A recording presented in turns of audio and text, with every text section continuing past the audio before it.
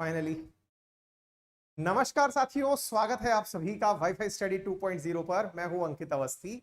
आप हैं मेरे साथ में आज के इस खास सेशन में, जिसमें हम एक ऐसी विषय की चर्चा कर रहे हैं जिसके चलते आप भी इस समय जरूर परेशान हो रहे होंगे, मुझे ऐसा लगता है। क्योंकि जितने भी न्यूज़पेपर्स को मैंने देखा, लगभग 13-14 राज्यों में हालात ऐसी है कि बिजली की कटौती हो रही है। मुझे पूर्ण उम्मीद है कि कहीं ना कहीं किसी ना किसी तरीके से आप में से भी कुछ मेरे प्यारे विद्यार्थी इस पूरी परेशानी से प्रभावित तो जरूर हो रहे होंगे। तो आइए आज के सेशन में हम चर्चा करेंगे कि भारत में बिजली कटौती का सबसे बड़ा कारण क्या है, और बिजली कटौती ऐसे समय पर जिस समय गर्मी जबरदस्त परचम लहरा रही है, गर्मी के चलते हाल बेहाल है। तो आज के सेशन में समझने का प्रयास करते हैं क्या है पूरी कहानी, विस्तार से समझिए। साथियों, सबसे पहले जैसे कि आपको इस समय अखबारों की कटिंग्स दिखाई दे जाएंगी कि दिल्ली के हालात इतने खराब हो चुके हैं। जैसे ये आज की आप खबर देखें तो यहां पर आपको दिखाई पड़ रहा है कि power crisis could mean power cuts in hospitals and metro. कहा जा रहा है कि यदि पावर क्राइसिस को मैनेज नहीं किया गया तो आने वाले समय में हॉस्पिटल्स और मेट्रो के अंदर भी दिक्कत खड़ी हो सकती है, यानी अत्यावश्यक सेवाएं भी प्रभावित हो सकती हैं। दिल्ली में बिजली कटौती के इतने बुरे हालात हो चुके हैं। आंध्र प्रदेश, महाराष्ट्र के साथ साथ 10 राज्य भारत में ऐसे हैं जहां पर पावर कट की सिचुएशन बहुत ज्यादा बिगड़ चुकी है। सरल रूप में कहूं तो ये सारे के सारे वो राज्य हैं जो कि गर्मी से सबसे ज्यादा प्रभावित होने वाले राज्य हैं। Amid coal shortage in India, Rajasthan government ने भी पावर कट करने के ऑर्डर दे दिए। अब एक इतनी सारी कटिंग्स में से एक कटिंग आपको यहां जाकर ठीक ठाक मिली जिसमें लिखा है कोल शॉर्टेज, कोयले की कमी। अब आप जानना चाहेंगे कि कहानी क्या है, थोड़ा विस्तार में हो जाए तो देखिए, अभी तक प्राप्त खबरों के अनुसार 12 राज्यों के अंदर बिजली का संकट उत्पन्न हो चुका है। इसके पीछे दो बड़े कारण हैं। एक तो नैसर्गिक है, नैसर्गिक मतलब संभव ही था, यही होना ही था, इसके अलावा कोई ऑप्शन नहीं था।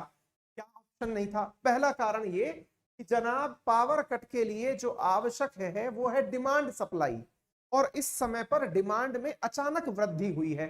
यानी कि मांग जो है वो इस समय पर जबरदस्त लेवल पर ऊपर चढ़ी हुई है, डिमांड अपने एक्सट्रीम पर पहुंची हुई है। ठीक है ना। दूसरी बड़ी बात जो है यहां पर, और वो है भारत में अधिकांश बिजली जो पैदा होती है वो कोयले पर आधारित बिजली है, और जो कोयले पर आधारित बिजली है उस कोयले के अंदर इस समय संकट उत्पन्न हो रखा है।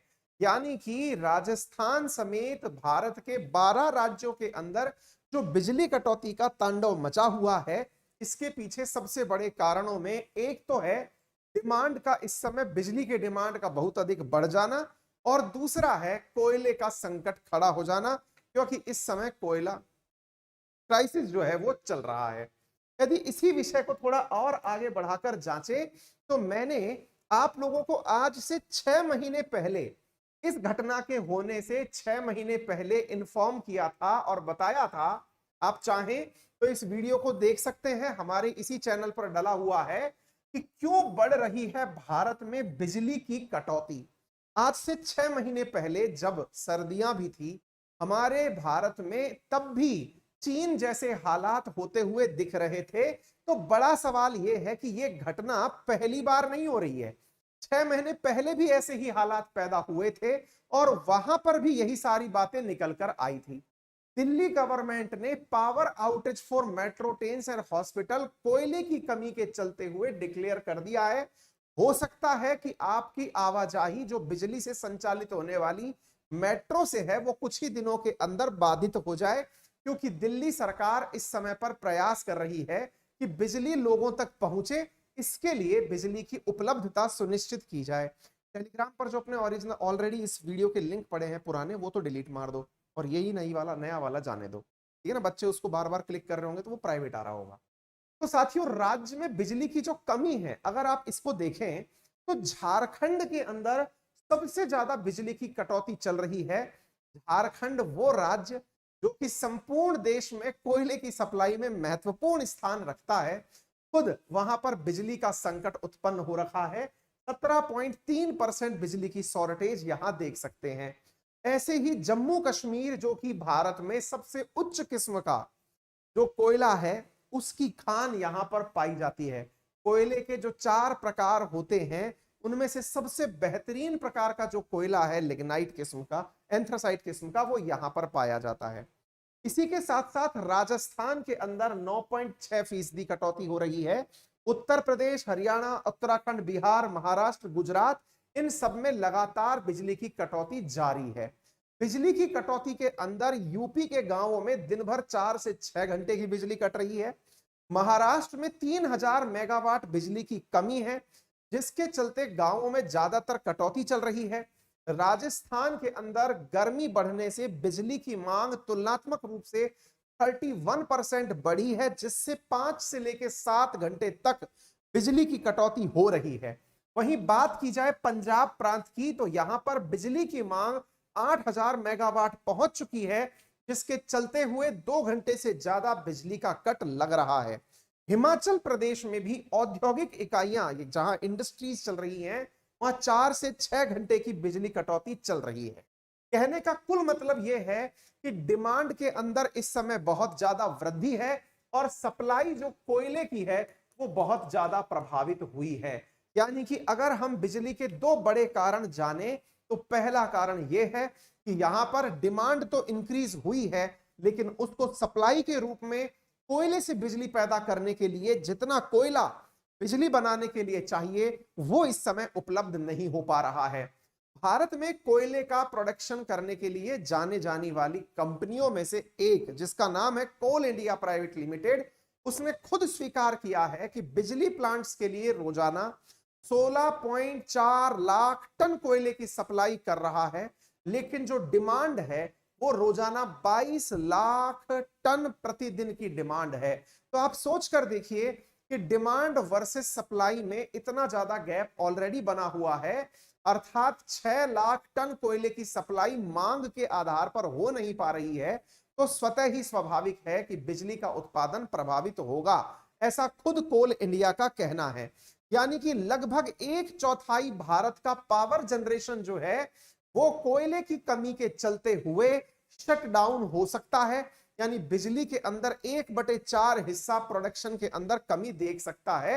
यह ऐसी न्यूज आप सभी को मार्केट से प्राप्त हो रही है।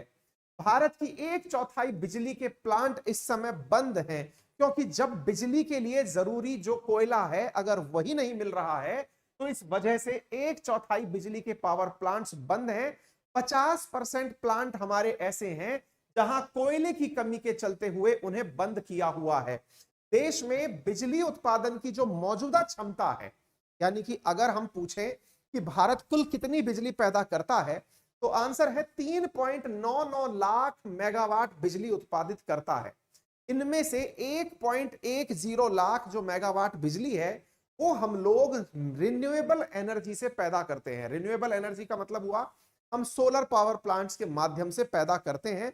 लेकिन जो बचा हुआ 2.89 लाख मेगावाट है, इसमें से 72,000 मेगावाट जो बिजली पैदा करने के लिए पावर प्लांट है, जिसका संचालन के लिए 6 लाख टन कोयले की आवश्यकता है, वो प्लांट इस समय बंद पड़े हुए हैं। इनमें से 38,826 मेगावाट प्लांट तो उत्पादन हो सकते हैं, लेकिन ईंधन ही उपलब्ध नहीं है। तो अब आपके मन में सवाल आएगा कि हम लोग कोयले का प्रोडक्शन क्यों नहीं बढ़ा देते। देखिए, डिमांड में जो इंक्रीज हुआ है वो एकदम हुआ है, और जब डिमांड में इंक्रीज एकदम हुआ है तो प्रोडक्शन के लिए कोयला उत्पादन एकदम नहीं बढ़ाया जा सकता।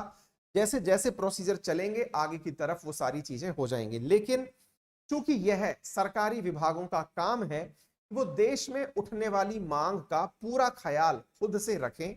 अगर ये कैलकुलेशन बिजली विभाग नहीं लगा पाया कि कितनी बिजली की आवश्यकता आने वाले समय में होगी, तो निश्चित ही यह सरकारी विभागों की लापरवाही कहलाएगी। यानी कि अगर आप मांग को बढ़ती जनसंख्या के आधार पर, जलवायु परिवर्तन के आधार पर कैलकुलेट नहीं कर पाए, तो यह इन विभागों की बड़ी कमजोरी में से एक कंसीडर किया जाना चाहिए। कहने का अर्थ यह है कि कोयले के अंदर कमी के चलते हुए ये सारा की सारा कारनामा आप लोगों को देखने को मिल रहा है। हालांकि भारतीय रेलवे ने इस पूरे कार्यक्रम को करने के लिए हाल ही में अपने द्वारा जो बोगी चलती है, यानी कि मालगाड़ियां जो चलती हैं, उनमें मालगाड़ियों में डब्बे बढ़ा दिए हैं और उन डब्बों को बढ़ा करके पावर प्लांट के अंदर जो कोयले की सप्लाई है वो बढ़ाने का काम किया जा रहा है। According to ministry of railway अगर हम बात करें तो रेलवे ने अभी तक 653 मिलियन टन कोयला लास्ट टाइम के मुकाबले, लास्ट टाइम हमने 542 मिलियन टन कोयला सप्लाई किया था, इस बार 653। तो देखिए 653 और 542 अगर आप नोटिस करें तो 110 मिलियन टन का फर्क है, इस बार ज्यादा सप्लाई किया गया है। अब आप पूछेंगे सर ऐसा भी हम लोगों ने बिजली का क्या कर दिया, 110 मिलियन टन हमने कोयला कंज्यूम कर लिया और बिजली की पूर्ति नहीं हुई। इसका सबसे बड़ा आंसर यह है कि असल में हम लोगों ने लास्ट टाइम इंडस्ट्रीज बंद रखी हुई थी क्योंकि कोरोना का काल चल रहा था। तो भारत में उस समय औद्योगिक घराने बंद थे, बहुत सारी जरूरत की चीजें, फैक्ट्रीज, ऑफिसेज, ये सब बंद थे या फिर अपनी आधी कैपेसिटी के साथ चल रहे थे। उसके मुकाबले इस बार जैसे ही कोरोना का प्रभाव थोड़ा कम हुआ है, चीजें अपनी जगह वापस आने लगी हैं। रेलवे का कहना है कि लास्ट टाइम के मुकाबले हमने 20.4% ज्यादा बिजली संचालित की है। लैपटॉप का चार्ज लगाओ भाई, क्लोज होने वाली, बैटरी रनिंग लो, लगा हुआ नहीं है।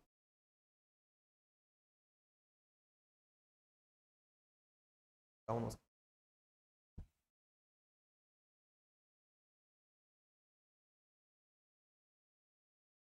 अब ठीक है। तो कुल मिलाकर के मतलब यह है कि बिजली उत्पादन के अंदर एक बड़ा संकट आप सभी को यहां से समझ में आ जाना चाहिए। इंडियन रेलवे इस बार भी कंटिन्यू कर रहा है, ये 25 अप्रैल की न्यूज है।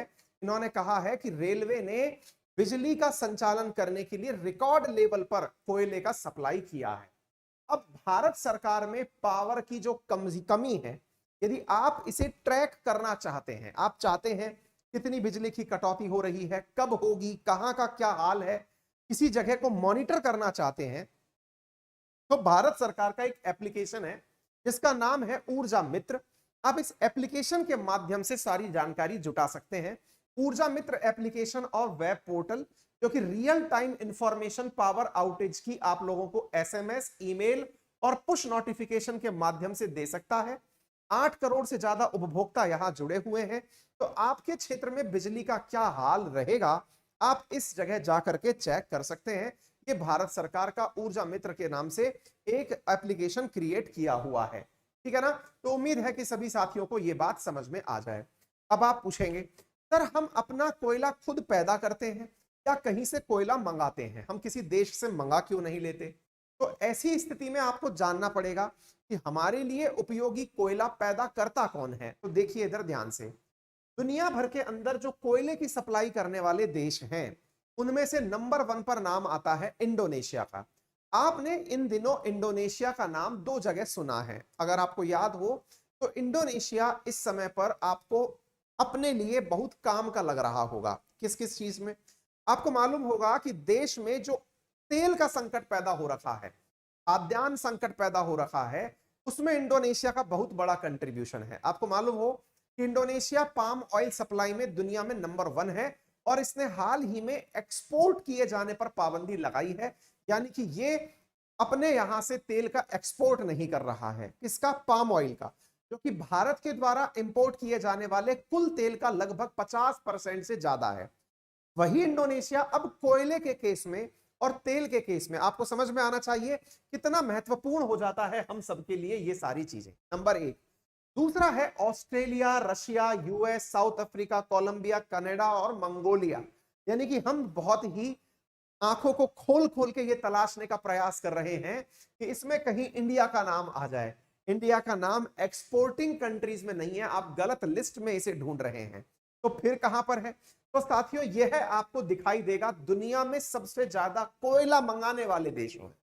सबसे ज्यादा कोयला मंगाने वाले देशों में मतलब इधर देखिए, अगर हम मिलियन मेट्रिक टन की बात करें तो दुनिया में सबसे ज्यादा कोयला इंपोर्ट करने वाला देश है, उसका नाम है चाइना। चाइना दुनिया में सबसे ज्यादा कोयला इंपोर्ट करता है। दूसरे नंबर पर इंडिया, तीसरे पर जापान, साउथ कोरिया, ताइवान और अदर कंट्रीज। आप इस तरह से अंदाजा लगाइए कि पूरी दुनिया अगर 495 मेट्रिक टन कोयला इंपोर्ट करती है तो कुल कोयले का आधा कोयला, मतलब आप ये समझिए कि अगर पूरी दुनिया के इंपोर्ट की वैल्यू लगा ली जाए तो पूरी दुनिया के इंपोर्ट का 1/4 कोयला भारत आयात करता है। देखिए, आप लोग अगर देखें ध्यान से तो इस समय भारत की मुसीबत जो है ना, अगर हम अपने देश की अर्थव्यवस्था को पहचाने तो हमारी देश की सबसे बड़ी मुसीबतों में से क्या क्या चीजें जिनका समाधान है हमारे पास, लेकिन उसके प्रति काम करने की आवश्यकता है। देखो, सबसे पहले हमारी गाड़ियों को चलाने के लिए जो ईंधन है, यानी कि गल्फ से निकलने वाला जो तेल है, वो तेल हमारे पास पर्याप्त मात्रा में नहीं पहुंच रहा। महंगाई बढ़ रही है जिसकी वजह से आप लोग पेट्रोल डीजल के दाम आसमान में देख रहे हैं। दूसरी चीज साहब, आपके घर के अंदर बिजली का संचालन करने के लिए या फिर इलेक्ट्रिक व्हीकल्स को चलाने के लिए, उद्योग धंधे चलाने के लिए, घर के बिजनेसेस चलाने के लिए जो आवश्यक बिजली है उसके उत्पादन में कोयले का महत्व है, और वो कोयला जो है वो भारत में इंपोर्ट किया जाता है। तीसरा, आप और हम जिसकी वजह से चलते हैं, यानी हमारे में भी फ्यूल डलता है, लेकिन वो एडिबल ऑयल है, यानी खाद्यान्न तेल है। हालत यह है कि हमें खाद्यान्न तेल भी इंपोर्ट करना पड़ रहा है। आप विचार करिए कि हम एक प्रकार से इंसान और मशीन और उद्योग धंधे, इन तीनों के लिए जरूरी जो ईंधन है वो तो हम इंपोर्ट ही कर रहे हैं। आप सोचिए, इस प्रकार से इन तीनों के लिए जो आवश्यक फ्यूल है वो तो हम इंपोर्ट ही कर रहे हैं। तो हमारे विदेशी मुद्रा का एक बहुत बड़ा भंडार तो इनको सेटल करने में चला जाता है। इन सब का समाधान, सबसे बड़ा समाधान है, इनमें से दो चीजों का तो समाधान हमें सामने दिख रहा है, और वो क्या है? Solar power. सोलर पावर जो है, जिसमें कि हमने दुनिया के सामने one world one grid one sun की योजना प्रस्तुत की है। इंटरनेशनल सोलर अलायंस हमने बनाया हुआ है, दुनिया को सोलर के प्रति हमने आशान्वित किया हुआ है। वो इन सबका सबसे बड़ा विकल्प है। यानी कि यदि भारत अपने देश में सोलर ऑप्शंस को प्रोड्यूस कर ले, अभी आपको मालूम हो कि हम लोग जो कुल विद्युत उत्पादन करते हैं उसका 1/4 ही हम सोलर एनर्जी पर आधारित हैं, लेकिन अगर हम सोलर कैपेसिटी बढ़ाएं या रिन्यूएबल एनर्जी सोर्सेस के माध्यम से जो हमारे लक्ष्य हैं उन्हें प्राप्त करने में अगर हम लग जाएं तो निश्चित ही हमारे लिए फायदा होगा। नंबर एक बात। नंबर दूसरी बात जो आपको पता हो, यहां पर कोयला ही नहीं, एडिबल ऑयल्स में भारत ने जो पाम ऑयल मिशन चलाया हुआ है वो हमारे लिए फायदेमंद होगा। और बिजली अगर हम पैदा करने में कामयाब हो गए तो फिर इलेक्ट्रिक व्हीकल्स का तो कहना ही क्या। ठीक है ना? तो उम्मीद है कि आप लोगों को यह बात प्रॉपर तरीके से समझ में आ गई होगी, किस प्रकार से हमारे पास कोयले की बात चल रही है। ठीक है ना? चलिए, उम्मीद है आपको यहां तक सारी बातें मैंने क्लियर कर दी हैं, किसी भी प्रकार की अब आपको यहां पर दिक्कत नहीं होगी। और अगर ये जानकारी आपको समझ में आ रही हो तो सेशन को जरूर लाइक शेयर करना, चैनल पर नए हो तो सब्सक्राइब करना। इंपॉर्टेंट जानकारी ये जान लो, ये हमारा टेलीग्राम चैनल है इस नाम से, अंकित अवस्थी सर के नाम से। इस पर आपको इस कंटेंट की पीडीएफ प्राप्त हो जाएगी। अनअकैडमी पर एक ऑफर चल रहा है जिसमें अंकित 10 लगाने पर आपको 10% के स्थान पर 20% ऑफ दिया जा रहा है। वो जो 20% ऑफ है ना, वो 30 तारीख तक के लिए एक्सटेंड कर दिया गया है। विद्यार्थियों की बढ़ती मांग को देखकर बहुत से विद्यार्थियों के जो यूपीएससी का कोर्स लेना चाहते थे, उनके जब मांग सेटल नहीं हो पाई तो उसको ध्यान में रखते हुए इसे 30 तारीख तक बढ़ा दिया है, क्योंकि बहुत से विद्यार्थियों ने लोन के लिए अप्लाई किया था। अगर आप भी यूपीएससी का सब्सक्रिप्शन प्लान कर रहे हैं, लोन की फैसिलिटी एक्सेस करना चाहते हैं, तो आप हमसे संपर्क कर सकते हैं। मेरा नंबर मैंने आपको बता ही दिया है, टेलीग्राम पर पड़ा हुआ है, हमारी टीम आपको उस कॉल पर रेफरेंस दे देगी। आप उस नंबर से अपने लिए लोन फैसिलिटी की बात कर सकते हैं। 0% इंटरेस्ट रेट पर ईएमआई ऑप्शंस आपके लिए उपलब्ध हैं। ठीक इसी प्रकार से एसएससी कैटेगरी के अंदर फिलहाल मैंने एक कोर्स शुरू किया है, जीके का फाउंडेशन बैच है। फाउंडेशन बैच में इकोनॉमिक्स, हिस्ट्री, ज्योग्राफी, पॉलिटी, ये सब मैं पढ़ा रहा हूं, तो आप इस बैच को ज्वाइन कर सकते हैं। मेरा ही कोर्स नहीं, अपितु जितने भी अन्य एडुकेटर्स पढ़ा रहे हैं, चाहे मैथ्स हो, रीजनिंग हो, इंग्लिश हो, वो सब की क्लासेस आपको यहाँ मिल जाती हैं। प्रिंटेड नोट्स मिल जाते हैं, क्लास में टीचर से बात करने का डायरेक्ट लाइव मौका मिल जाता है। फिलहाल के लिए इतना ही। अपना ख्याल रखें। बहुत बहुत धन्यवाद।